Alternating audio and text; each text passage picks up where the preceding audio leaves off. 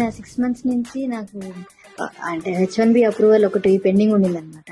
అది నాకు అప్రూవ్ అయిపోయింది. Thank you madam. కంగ్రాచులేషన్స్ అండి. Great great. 200 పీపుల్ అట్లా ఉంటుంది. నాకు ఒక ప్రజెంటేషన్ ఇవ్వాలన్నమాట. అంటే ఇది ఫస్ట్ టైం నాకు బిగ్ గ్రూప్ ఆడియన్స్ తో ఇవ్వటం.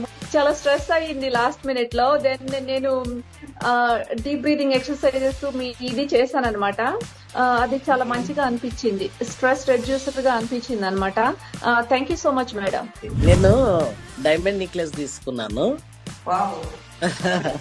అంటే జస్ట్ ఒక 10-15 నిమిషాలలో వాడు చూయించడము, మా మొత్తం థాట్స్ అన్ని చేంజ్ అయిపోయి అనుకోకుండా అసలు థాటే లేదు. ఈ గోల్డ్ అంతా నేను 2-3 సార్లు అనుకున్నది కూడా పని జరగలేదు. సరే ఇప్పుడు అదంతా తీసేసి మళ్ళీ ఇది తీసేసుకున్నాను. మళ్ళీ కొంచెం అమౌంట్ అది వేసేసి అది నాకు అసలు చాలా మిరాకిల్ అనిపించింది. మీరు ప్రాపర్టీ ಬಗ್ಗೆ చెప్పిస్త్రీ కదా, ఓపెన్ చేసుకోలేదు. నేను చేసుకుంటే ఆ బద్దే మధ్యాహ్నం ఆఫ్టర్నూన్ వాళ్ళు ఆ బయర్ నేను తీసుకుంటాను అని చెప్పారు. మా పాపకి నిన్న హెడ్ఏక్ వచ్చిందని చెప్పిందండి. అప్పుడు నేను నిన్న మా పాప పేరు చెప్పి 105 times ఓపెన్ చేసి డైలీ మీద హ్యాపీగా హెల్దీ అని రాసి యూనివర్సిటీ సబ్మిట్ చేస్తాను. వెంటనే అవర్ పోయిన తర్వాత మా పాపకు ఫోన్ చేస్తే వారు రిసీవ్ చేసుకొని హెడ్ఏక్ ఎలా ఉందమ్మా అంటే తగ్గిపోయింది అనిందండి. ఒక 15 days బ్యాక్ మా కజిన్ ది మొబైల్ పోయింది. పోలీస్ కంప్లైంట్ చేసాం కానీ నో రెస్పాన్స్ ఏమీ లేదు. తర్వాత ఈ క్లాస్ లో జాయిన్ అయ్యాక తనతో ఓపెన్ చేయించాను. చేయించిన ఒక 3 days కి కానిస్టేబుల్ మొబైల్ దొరికిందని చెప్పి తీసుకుని ఇచ్చారు. నేను ఇక్కడ యూకే నుంచి చేస్తున్నానండి. మనీ బ్లాకేజ్ టెక్నిక్ చేస్తున్నాను. ఫైనాన్షియల్ గా మనం స్టెబిలిటీ చేసుకోవాలని మళ్ళీ జాబ్ స్టార్ట్ చేద్దామని చూస్తున్నాను. ఆల్మోస్ట్ 2-3 months నుంచి చూస్తుంటే రాలేదు. ఇంటర్వ్యూ లాస్ట్ వీక్ ఇచ్చాను. ఈ రోజు నిన్న ఆఫ్టర్నూన్ నాకు కన్ఫర్మ్ అయింది అని చెప్పేసి ఇంటర్వ్యూ.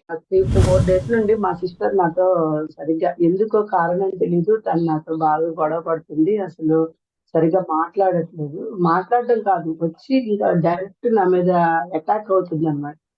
కారణం ఏం లేదు. అయితే నేను అనుకున్నాను ఈ రిలేషన్ మా అక్క పేరు రాసేసి ఇంకా నేను అనుకున్నాను అనమాట. ఇది చెప్పేస్తున్నాను, ఇది I'm sorry, please forgive me, thank you అని చెప్పినప్పుడు ఇంకా వెళ్ళిపోయాను. నేను కాలేజ్కి వెళ్ళిపోయాను. ఇంటికి వచ్చేసరికి ఏమీ తెలియనట్టు, అసలు ఏం గొడవ లేనట్టు చక్కగా వచ్చేసి మాట్లాడేసి నాకేమో సాల్ట్ వాటర్ తెచ్చి బకెట్ లో నువ్వు సాల్ట్ వాటర్ తెచ్చి పెట్టుకో కావాలని చెప్పాను. నేను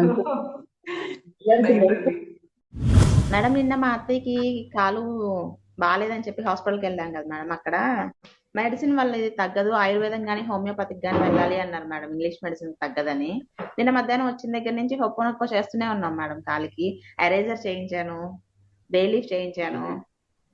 రాత్రికి నార్మల్ గా అయిపోయింది అన్నారు మేడం కాలు. సూపర్ అండి. మా వారికి 3 months నుంచి జాబ్ పోయింది మేడం. ఓకే. మొన్నే మళ్ళీ కొత్త జాబ్ వచ్చేసింది. యాక్చువల్లీ ఆ రామ్తా గారి బుక్ చదువుతుంటే మంచి కాన్ఫిడెన్స్ వస్తుంది మేడం. చాలా బాగుంది చదువుతున్నా. అండ్ నాకు అన్ఎక్స్పెక్టెడ్ మనీ వచ్చింది $1,200. ఎప్పుడైతే మీ దగ్గరికి వచ్చినప్పుడు ఈ ఓపెన్ అప్ అనేది చేయడం అలవాటు చేసుకున్నాము, అది చేసేటప్పుడు ప్రతిసారి ఏం చేస్తున్నానంటే ఓపెన్ అప్ చేసినప్పుడల్లా శ్వాస మీద ధ్యాస పెడుతున్నాను. దానివల్ల ఇంకొక 1 hour, ఎందుకంటే డైలీ 3 times కాకుండా ఖాళీ ఉన్నప్పుడల్లా చేస్తూ ఉండడం వల్ల ఇంకొక 1 hour ఎక్స్టెన్షన్ అయింది నాకు. మనీ ఫ్లో అయితే మేడం మొన్న ఒక్క సెకండ్ డే థర్డ్ డే అనుకుంటా మేడం 35,000 వచ్చింది మేడం.